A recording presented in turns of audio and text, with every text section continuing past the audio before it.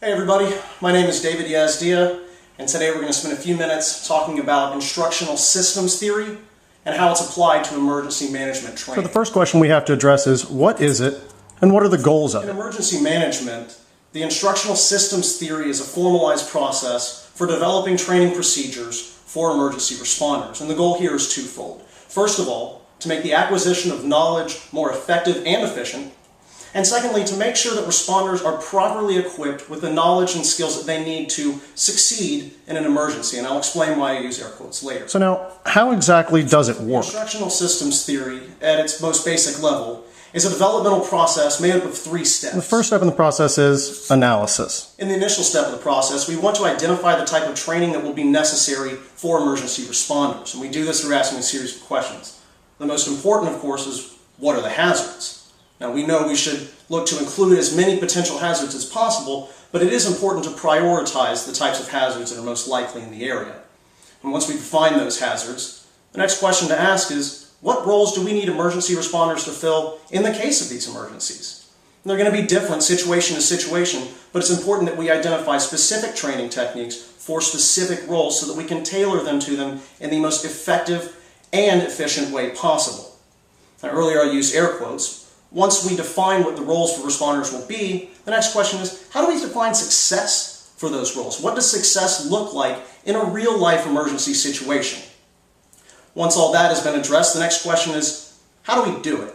What skills and knowledge do we need to ensure responders have, per their respective roles, in the case of the described emergencies? And that's going to take us into steps. Second step in the process, implementation. In this step of the process, all we're doing is simply implementing the types of training that we have prescribed from the analysis stage.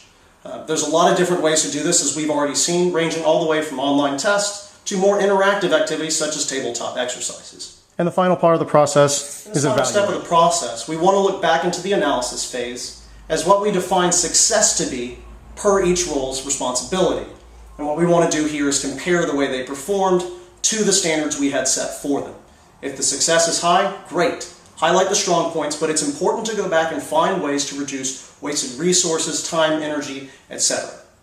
If the success is low, unfortunately, we have more questions to ask. But regardless, this is a cycle, and it will go back to the analysis phase so that we can continue to improve the way we respond to emergencies per our respective roles. And lastly, let's talk about why it's an effective Now, method. for me, this last question has 2 answers: familiarity and flexibility. Familiarity refers to our frequent use of and high level of comfort with this cycle.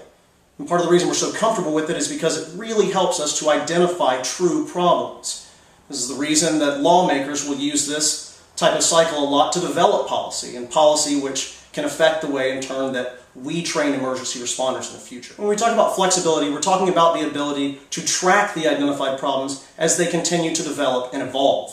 Because of the cyclical nature of this process, we're constantly evaluating the training methods that we implement, and we then go back, reanalyze, and improve them.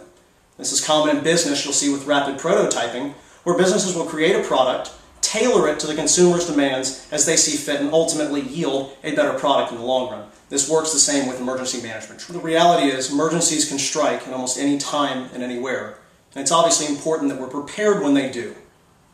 The benefit of this model is it allows us to grow and adapt as situations change so that we're never behind the curve and so that we can keep calm in the eye of the storm.